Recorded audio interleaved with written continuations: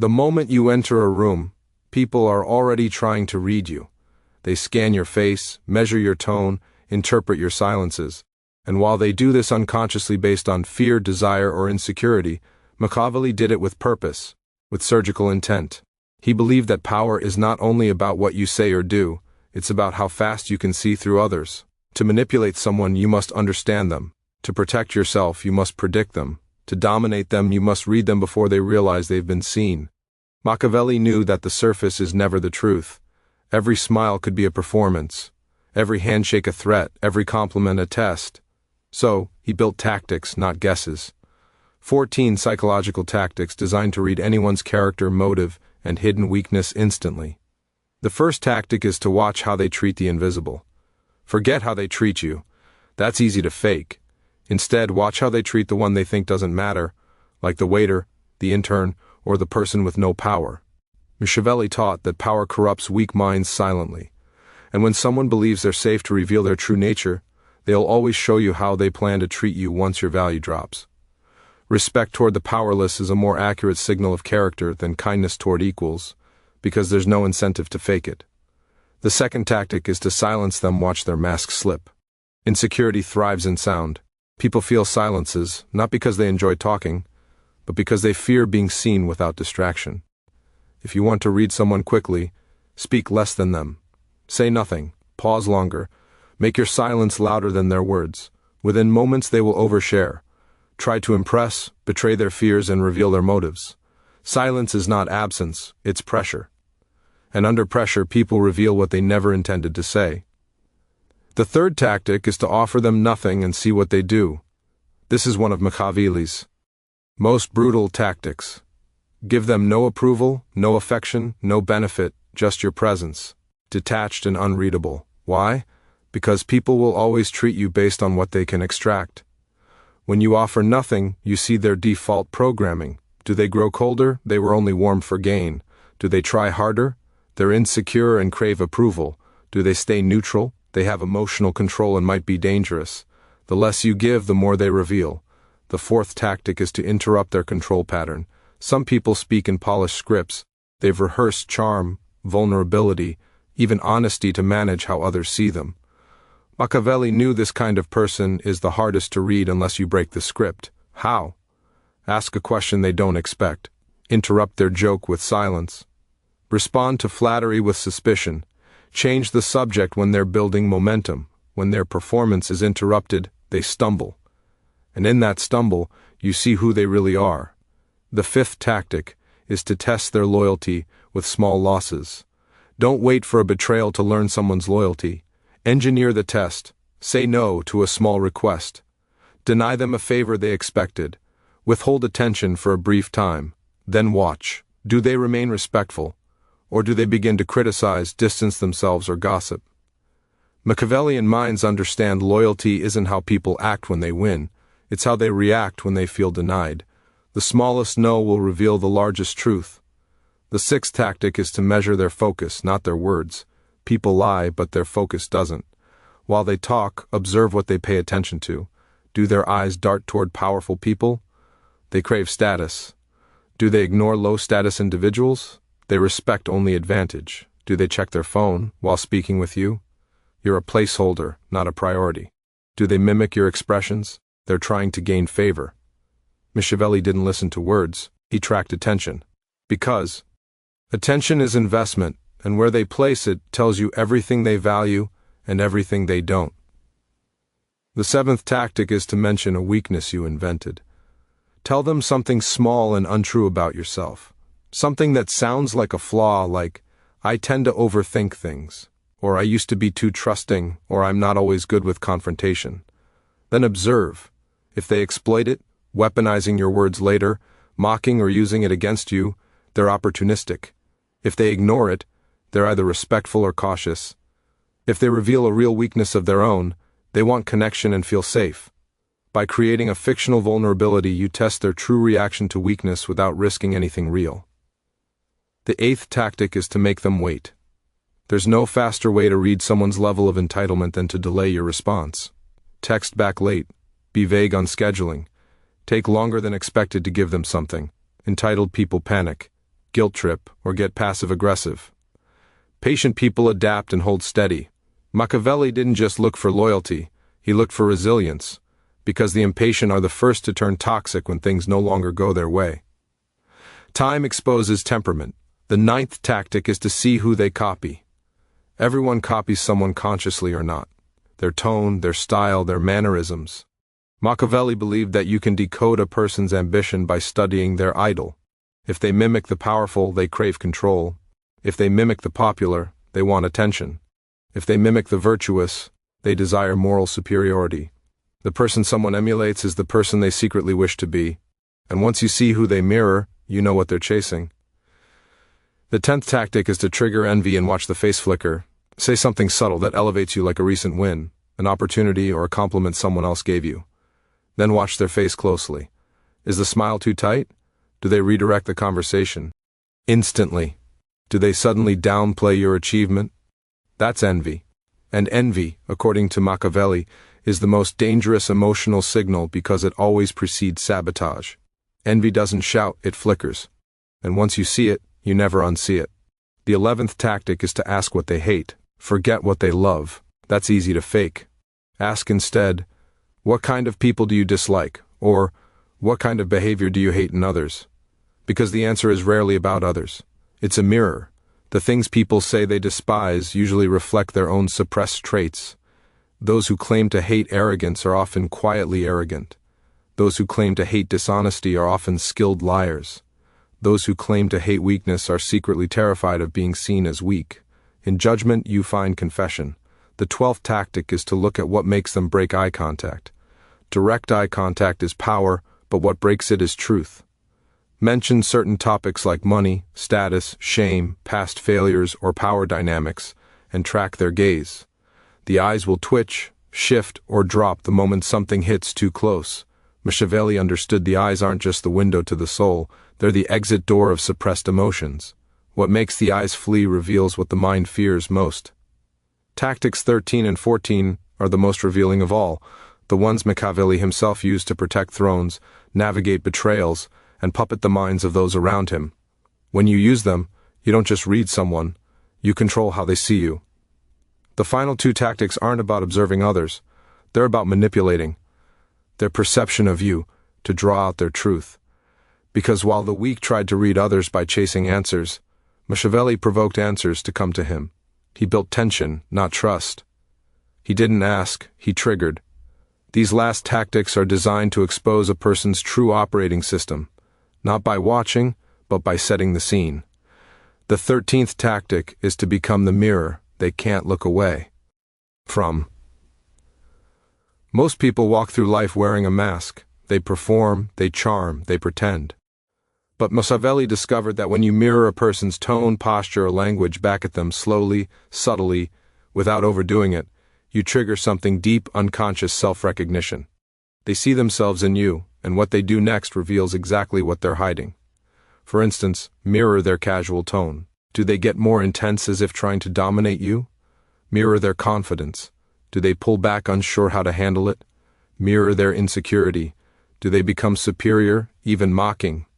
By acting as their reflection, you create psychological friction. Most will not notice, but their instincts will respond.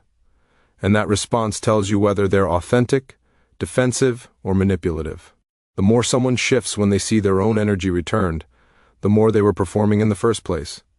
The 14th tactic is to disarm them with respect before you strike with observation. The average person expects judgment, so they come armed with excuses, defensive, filtered, guarded. But Machiavelli's genius was to begin with unexpected respect, compliment their intelligence, acknowledge something they've achieved, validate something they said, even if you don't fully believe it. Why? Because when you give someone psychological safety, they lower their guard. And then you ask the real question, the one they're not ready for, the one that bypasses their armor. For example, you might say, you clearly think through things. What's the biggest fear behind your decisions? Or, you seem incredibly self-assured. When did you first learn how to fake that confidence? Or, you're clearly good at reading people. How do you know when someone's reading you? Respect creates the opening, but it's the surgical question afterward that rips the mask clean off. People are more honest when they feel admired, and that's when the real data comes out. Now that you understand how to read people psychologically, the second layer begins reading them strategically. Machiavelli didn't care about personality traits for their own sake.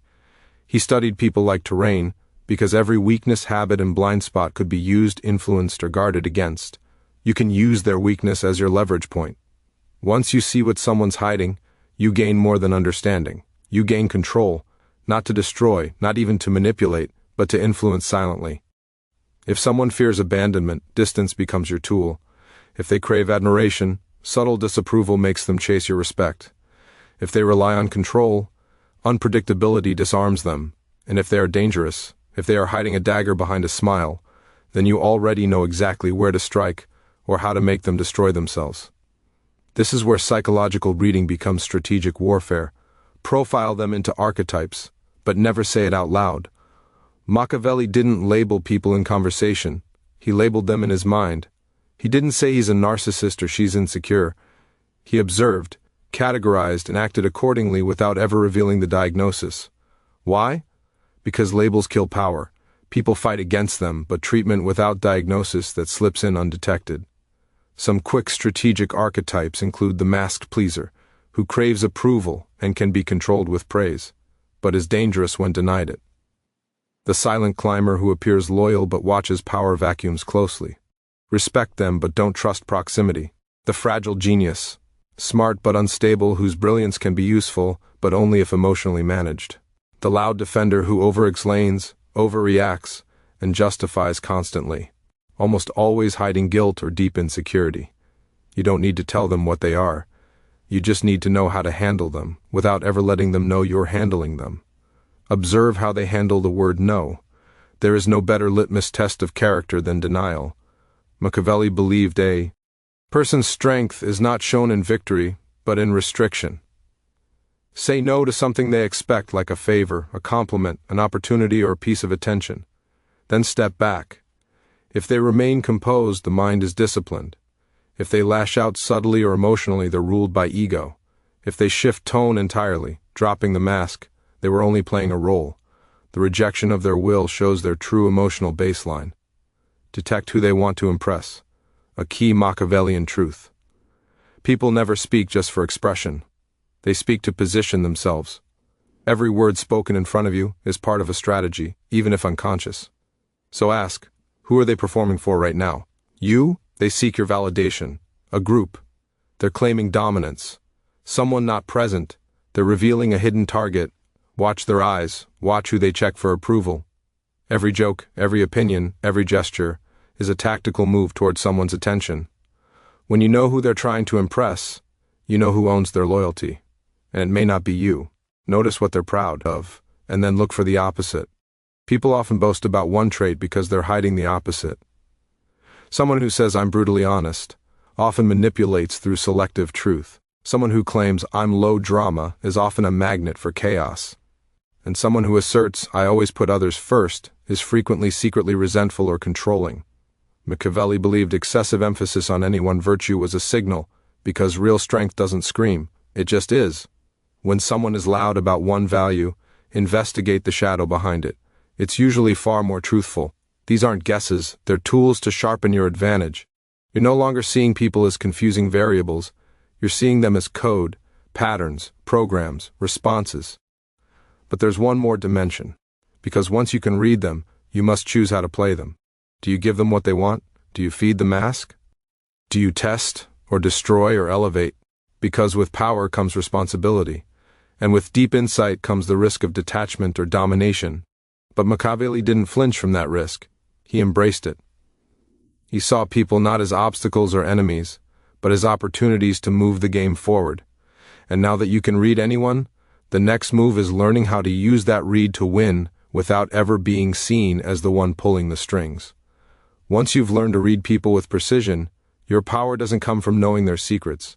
It comes from knowing what to do with those secrets without them ever realizing they've been exposed. This is the moment Machiavellian intelligence shifts from perception to influence. You're no longer just watching. You're steering, and they're following your cues without even knowing it. Most people try to influence through persuasion, through logic, through sincerity. But Machiavelli had no interest in being understood. He was interested in being obeyed subtly, silently, consistently. And the first rule of influencing someone who doesn't know they're being influenced is to make them believe they're acting on their own terms. First, mirror their desire, then redirect it. Once you've read what someone wants, status, attention, security, you don't confront it, you reflect it back to them. The ambitious compliment their drive, the insecure validate their effort, the dominant acknowledge their control. This lowers their guard. They feel seen, understood, and once they're disarmed, you redirect. You link their desire to your objective. For example, if they want recognition, imply they'll earn more of it by aligning with your vision. If they want influence, show how following your plan gives them more visibility. You don't fight their desire, you hijack it, and once they follow your path, they think it was their idea. Second, use strategic vulnerability to make them talk. People love to talk about themselves, especially when they feel they're helping you. Machiavelli used this truth like a scalpel. He would reveal a small controlled flaw, something believable but insignificant, like, I never fully trust my instincts on first impressions, or sometimes I get too absorbed in my work, or I'm not great at managing people like you are. Why? Because it creates an emotional imbalance. They now feel superior, which is an ego boost, helpful, which creates emotional investment, and trusted, which fosters false intimacy. And in that state, they open up. They begin revealing what they normally hide, not because you pressured them, but because they feel safe and above you. The mind that feels safe talks freely. The mind that feels superior talks truthfully. You've now unlocked both. Third, reveal half of a secret to create false equality. People trust most when they believe trust is being reciprocated. So, Machiavelli would offer a partial truth or a controlled confession, enough to seem raw but never dangerous, like, I had to learn the hard way not to rely on people I thought I could trust, or I was underestimated a lot in the beginning until I stopped being nice. This creates a false mirror. They think you're just like them, and in their relief, they lower their defenses. Then they reveal a real vulnerability. This is the exchange Machiavelli mastered. You give them a puzzle piece. They give you the whole map. Fourth, let them define themselves and use their definition. One of the most potent manipulations is never to define someone. Let them define themselves. For instance, they might say, I'm the type who values loyalty above all, or I hate when people waste time, or I don't let emotions control me. Now you have their self-identity, which means you know what they're trying to protect and how to frame requests, ideas, or objections, so they align with their own script. If you ever need them to do something against their instincts, you just tie it to their stated values. For example, you're the kind of person who values loyalty. I trust you'll handle this. Or, I know you don't tolerate inefficiency. Here's the shortcut we need. You're not persuading. You're reaffirming their identity while steering it in your favor, and they won't resist because they believe they're being true to themselves. Fifth, create a reputation they must uphold. People fear loss more than they crave gain. So give them something to protect. Machiavelli would craft reputations for people before they'd earn them. You might say you're known for keeping your word, or people respect you because you don't get involved in petty politics, or you're always the one who keeps things balanced. Now they're on record, and the pressure is on. If they act against the identity you've publicly given them, they feel the risk of looking fake, inconsistent, or weak. So, they stay in character. They uphold your definition because you've turned it into a social contract. And just like that, you've installed behavior without ever giving an order. Sixth, leak just enough information to guide perception. You don't always need to directly influence someone. Sometimes all you need to do is let them overhear the right thing. This could be a story about how you outmaneuvered a competitor, a joke that hints you're not easily fooled, or a casual remark that shows your standards are high. These leaks create anticipation and recalibration. People adjust their behavior around you based on the impression they think they discovered on their own, which is exactly what you wanted. Because when people feel they figured you out, they stop questioning. And when they stop questioning, they become predictable. Seventh, let them win early so you can own the outcome later. One of Machiavelli's coldest moves was to give people early victories. Let them think their idea won, their leadership is needed, or their insight is unique. He fed their ego with small, harmless wins, while engineering the final result to benefit himself. Because he knew people.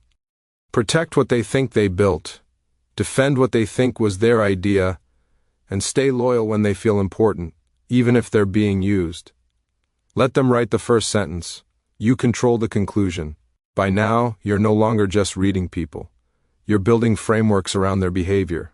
You're not reacting to them, you're predicting them. But the highest level of Machiavellian reading isn't about others. It's about what your ability to read others reveals about you. There is a shadow in every high-perception mind, because when you see through everyone, you risk believing you're above them all. You begin to move without empathy. You begin to control for sport. And this is where the dangerous mind must make its final transformation, not just into one who can read, influence, or outplay, but one who knows exactly when to stop the game and when to disappear while still winning. At the highest level of Machiavellian insight, the game no longer feels like a game, it becomes instinct. You no longer think, how do I read this person? You simply do. You walk into a room, and the information flows about who's insecure, who's performing, who's quietly powerful, and who's watching you as closely as you're watching them.